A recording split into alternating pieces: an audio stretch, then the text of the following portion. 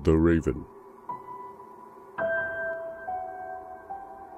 Once upon a midnight dreary, while I pondered, weak and weary, over many a quaint and curious volume of forgotten lore, while I nodded, nearly napping, suddenly there came a tapping, as of someone gently rapping at my chamber door.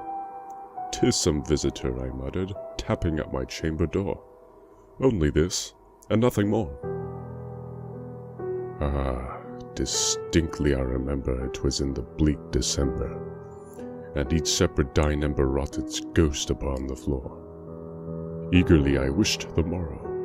Vainly I had sought to borrow from my book's surcease of sorrow for the lost Lenore, for the rare and radiant maiden whom the angels name Lenore, nameless here forevermore. And the silken, sad, uncertain rustling of each purple curtain thrilled me, filled me with fantastic terrors never felt before, so that now, to still the beating of my heart, I stood repeating, "'Tis some visitor entreating entrance at my chamber door, some late visitor entreating entrance at my chamber door. This it is, and nothing more." Presently my soul grew stronger, hesitating then no longer. "Sir," said I, "or madam, truly your forgiveness I implore, but the fact is I was napping, and so gently you came rapping, and so faintly you came tapping at my chamber door, that I scarce was sure I heard you." Here I opened wide the door. Darkness there, and nothing more. Deep into that darkness peering, long I stood there wondering, fearing, doubting, dreaming dreams no mortal ever dared to dream before.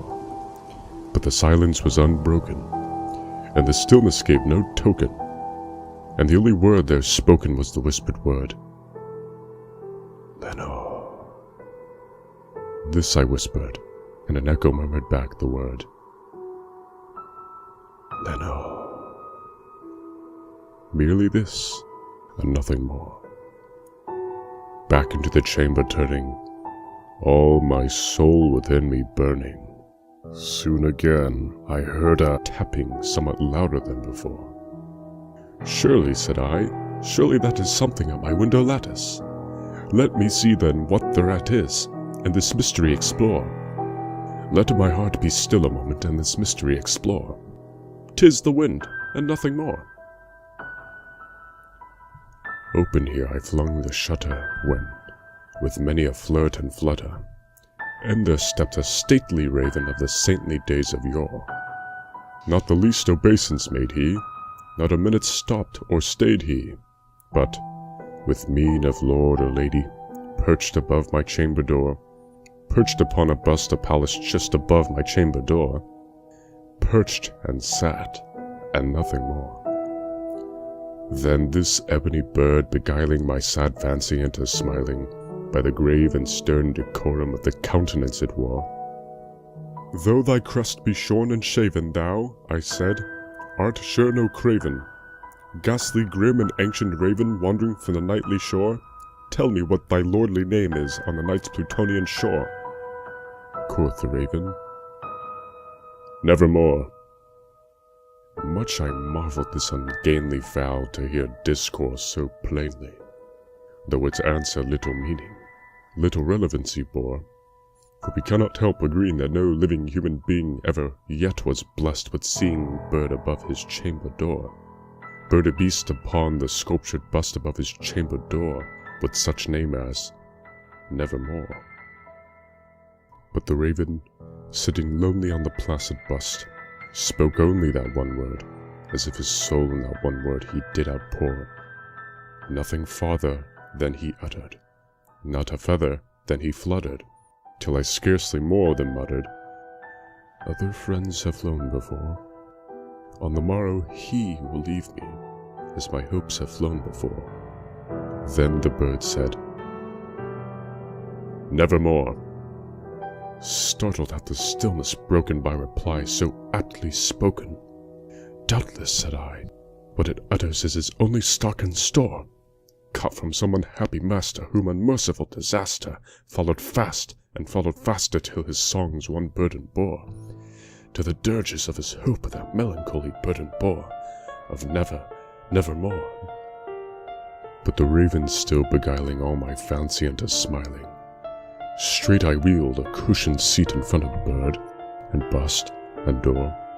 Then, upon the velvet sinking, I betook myself to linking fancy unto fancy, thinking what this ominous bird of yore, what this grim, ungainly, ghastly, gaunt and ominous bird of yore meant in croaking nevermore.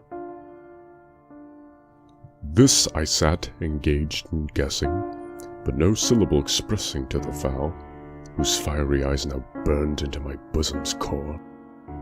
This and more I sat divining, with my head at ease reclining on the cushion's velvet lining that the lamplight gloated o'er, but whose velvet violet lining with the lamplight gloating o'er, she shall press, nevermore.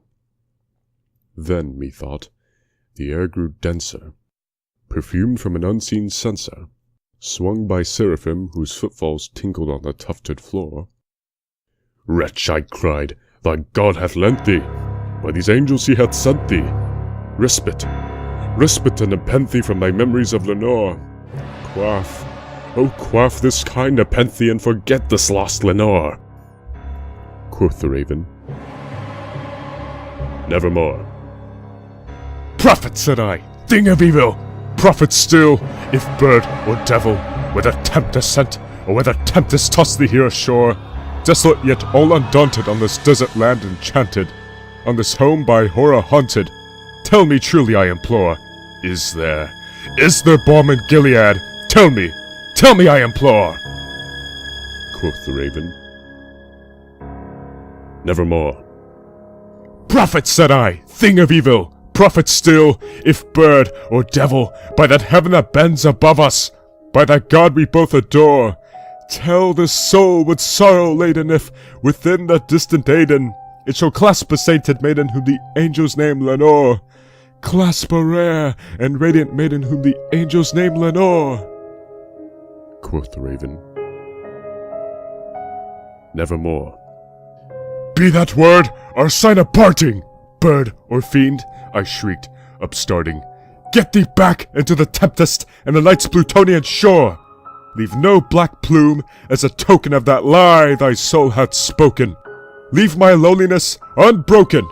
Quit the bust above my door.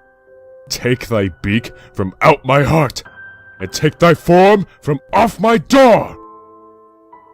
Quoth the raven, nevermore. And the raven, never flitting, still is sitting. Still is sitting on the pallid bust of Pallas just above my chamber door, and his eyes have all the seeming of a demon's that is dreaming, and the lamplight o'er him streaming throws his shadow on the floor, and my soul from out that shadow that lies floating on the floor shall be lifted nevermore.